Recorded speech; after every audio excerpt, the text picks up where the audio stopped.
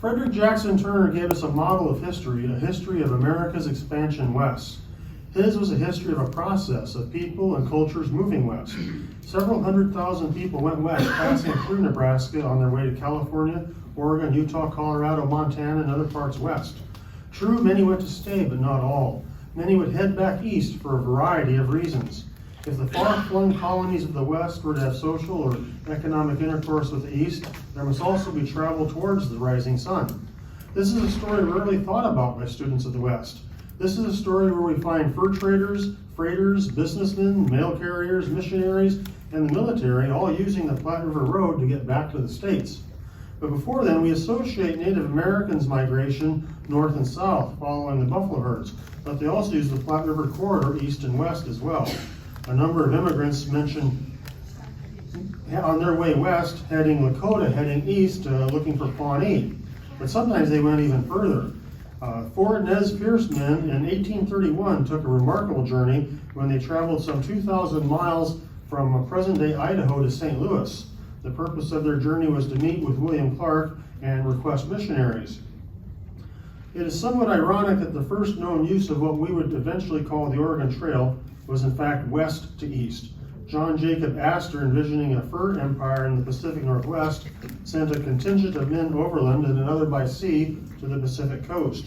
In 1812, Robert Stewart and 6 other men were sent back east, and they stumbled upon a route that would prove ideal for wagon travel. Now, if you draw a line from the northern Rockies to St. Louis, this line goes across Nebraska. We are the quickest and easiest route to parts west. The Platte River and then the Sweetwater lined up with the much important South Pass. The Platte River Road found a steady stream of trade goods going west and rich furs going east. Many fur trappers did not leave a written record, but the Missouri Republican newspaper followed the comings and goings of the fur companies returning to Missouri. James Clyman, however, kept a good account of his travels. He had followed William Ashley west in 1823 and returned via the Platte River in 1824.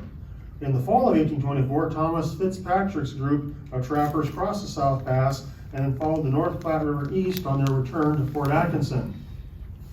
Now, most historians give eastbound travel very short shrift. Historian Merrill Mattis, in his signature volume, Platte River Road, gives the subject just 3 pages, and all of that devoted to just turnarounds. True, a large number of people did not make the entire distance and returned mid-trip. In 1841, roughly 10% turned around and came back. This percentage declined in the 40s, but in the 50s with the gold rush, the number of turnabouts exploded. The reasons were varied: illness, misfortune, Indian depredations, lack of preparation, sometimes just bad luck. Eastbounders were often welcomed and pumped for information about trail conditions. Sometimes the stories they tell would be exaggerated in order to massage their own hurt ego by not finishing the trip. Many, however, gave good and sage advice. Often turnabouts were destitute, requiring charity of westbounders. Many of them took advantage of dumped supplies from overloaded westward wagons. A few, however, did have stock and supplies they would no longer need and were able to sell to undersupplied folks heading west. People turned about pretty much anywhere on this trail that circumstances dictated. One woman, having buried her husband past Salt Lake, returned over 1,000 miles. In 1852, Ezra and Eliza Meeker met 11 wagons heading east, driven by women because all of their men had perished. The fun one, though, is Francis Sawyer turned back after going 700 miles. He wrote, he had seen the elephant and eaten its ears. Now, true it is, but a large number of people did come back from Oregon and California. Now, it's true that the majority of these people returned from California and Oregon went by sea, and there were several reasons for this. One was that the timing of the season was often wrong. Another was that provisions in California were dreadfully expensive. But some did return from Oregon and California overland. And there are some generalities we can apply to these groups. They were often groups of men. They often used pack mules. Parties tended to be smaller. And the trip was often faster due to those reasons and also due to trail experience and its dangers. John Unruh estimates that as many as 1,000 people may have returned from California overland in 1853. Brigham Young reported that 300 to 400 eastbound Californians passed through in 1857. But the biggest groups of people we're going to talk about for eastbound travel in Nebraska would be from Utah and Colorado.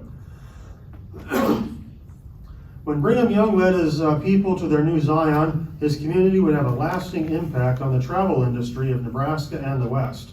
We find a steady stream of people and material heading west to Salt Lake, but this was not to be an isolated community. Utah was to send a steady stream of people east for various purposes. People would be sent on mission or for business or to pick up freight.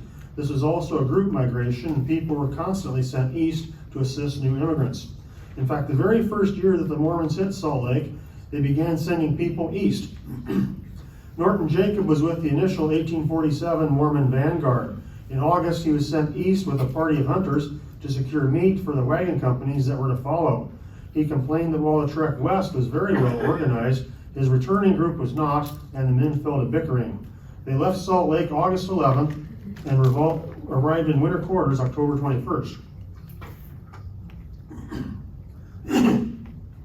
Sergeant Daniel Tyler with the Mormon Battalion marched from Council Bluffs to Fort Leavenworth, across to California, and then back to Utah, only to find out that his family had not yet made the trip.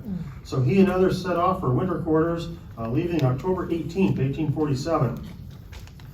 They left rather under-provisioned, as there was not much to be had in Salt Lake in 1847. They arrived at Fort Bridger during a rather severe snowstorm. And then about 150 miles east of Fort Laramie, they woke up to 12 inches of snow and had to fight snow the remaining 350 miles.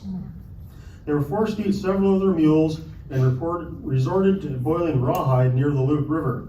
They entered winter quarters December 18, 1847. All survived, but were very relieved to be restored to their families. In 1849, John Taylor was called to go on a mission to France. The party left in October. 2 days east of Fort Laramie, they were charged by a large group of Indians. The charge was for show, and the resulting encounter was friendly when the Indians chose to invite themselves to a feast the Mormons now found out they were hosting. Arriving in Canesville, they were cold and tired, but otherwise none the worse for their wear. William and Dinah Nutter, I was happy we talked about them this morning, immigrated to Utah but became dissatisfied, and in 1862 chose to leave. 10 miles east of Salt Lake, a lady known only as Mrs. Allen caught up with them and begged to be taken away as well. She showed up barefooted, and her only possessions was what she was wearing. It seems that Mr. Allen had taken several other wives, and the original Mrs. Allen wanted out. The Nutters agreed to take her along. Mrs. Allen was able to trade her ring for a pair of shoes at Fort Laramie.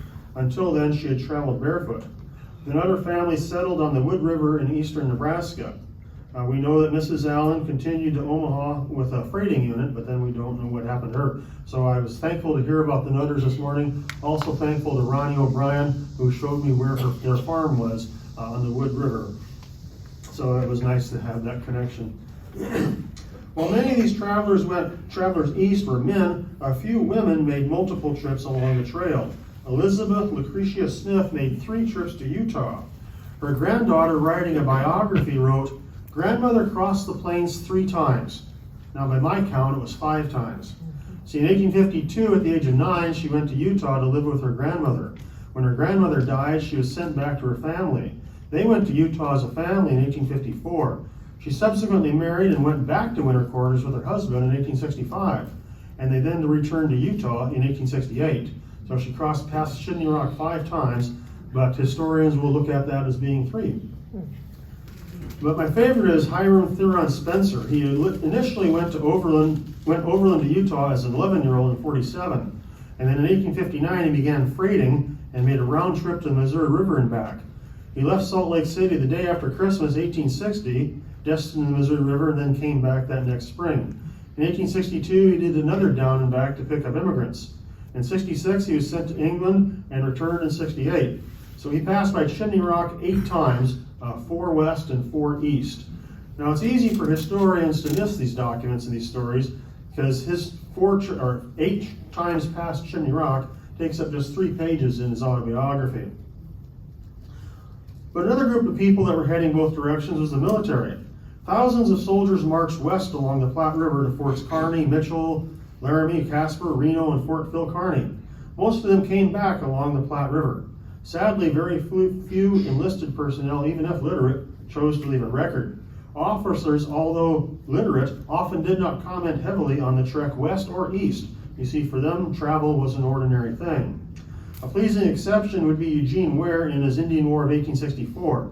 Hannity gives great detail of his travels up and down the Platte River in 1864 and 65. In 1861, as hostilities broke out in the east, the garrisons of the west were scoured for men and officers. In 1861, James Stewart was ordered to come east. His trek occupies just one paragraph in his autobiography, and the only incident was that at Fort Laramie where lightning struck a tent, killing a sergeant. Another group of people heading east in Nebraska would be the Colorado humbuggers. In 1858, gold was discovered in Colorado, causing a gold rush in 1859. An estimated 100,000 gold seekers took part. There was some gold to be had, but the amount failed to match the hype and quickly became a humbug, as one miner put it. But because of the relatively short distance, many dejected miners returned east that same season. Dr. A.L. Child compared the retreat in 1859 with that of Bonaparte from Russia. The Missouri Republican newspaper in 1859 wrote, "A letter from Fort Kearny dated May 8th says the disappointed immigrants returning from Pikes Peak in droves. 900 wagons of them passed the fort during the previous week. They are in destitute condition and are selling horses, wagons, and outfits for almost nothing." Another huge group heading in both directions that we hear not a lot of from primary documents are freighters. Even though the gold rush turned out to be largely a humbug, it did start settlement in Colorado. To feed and support this new development, the already brisk freighting trade along the Platte River Road exploded. Eugene Munn freighted for 9 years to Colorado, Wyoming, Utah, and Montana. He reported that to supply Albert Sidney Johnston's Utah expedition required 2,000 wagons, 2,400 men, and 24,000 oxen. Now, this is a huge number of people, animals, and oxen and wagons to be going west, but also since they were freighters and military people, they eventually then came east. And it's a huge number of people to be going east along the Platte River Road. Now, a small group heading east, but fun, was mail carriers. Mail carriers might constitute a small number of people going east, but it was the speed of their treks and the time of year that was amazing. The mail from Salt Lake might take just 2 to 3 weeks, and they traveled all year long in all sorts of weather.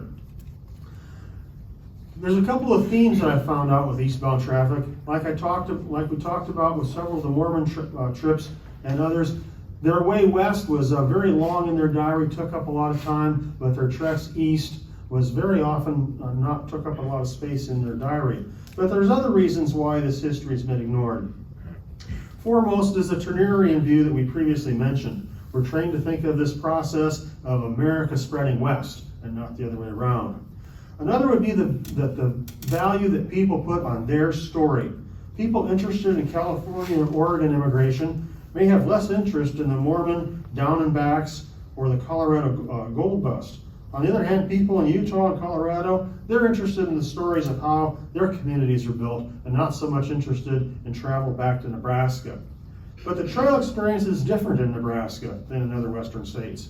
The history of Nebraska is a history of transportation. The Great Platte River Road, the Pony Express, freighters, Transcontinental Telegraph, Transcontinental Railroad, all had a steady stream of people, goods, and information scurrying both west and east. And sometimes we have a goal-oriented view of history. The event is the thing. If a movie was to be made about the Mormon cavalcade of 1847, it would most likely end with Brother Brigham saying, "This is the place," and the camera then panning out to see industrious Mormons in the valley building homes and planting crops. The movie would forget that a group of these people promptly turned around and headed back to winter quarters that same fall to help the next group. So by now, if you're like me, you're sitting there thinking, who cares? Big deal. How does this change history? Well, it really doesn't change the history that's told in our museums. The westward migration did happen. However, it is not the whole story, the entire story of travel on the Platte River. When you take into account freighters, soldiers, mail carriers, Mormon missionaries, businessmen, and others, then we find far, far more people heading east on the Platte River than history has ever talked about. There were thousands of people heading east for a variety of reasons, and their presence and interaction with westbound traffic is very significant. A paradigm has developed about travel across Nebraska and throughout the West. Interesting, even people of the day had that paradigm where they would really glorify the trip west and not the trip back east. But to ignore that or give short shrift to that is to neglect half of the history. Climbing Mount Everest may be the climax of a story, but we forget that climbing to the top of Mount Everest is optional. Getting down is mandatory. If the story of the initial accomplishment of getting to Oregon, California, or Utah is what people write their books and make their movies about, however, the more mundane and less exotic back and forth travel across Nebraska and the West is how you build your community, your state, and your nation. Thank you.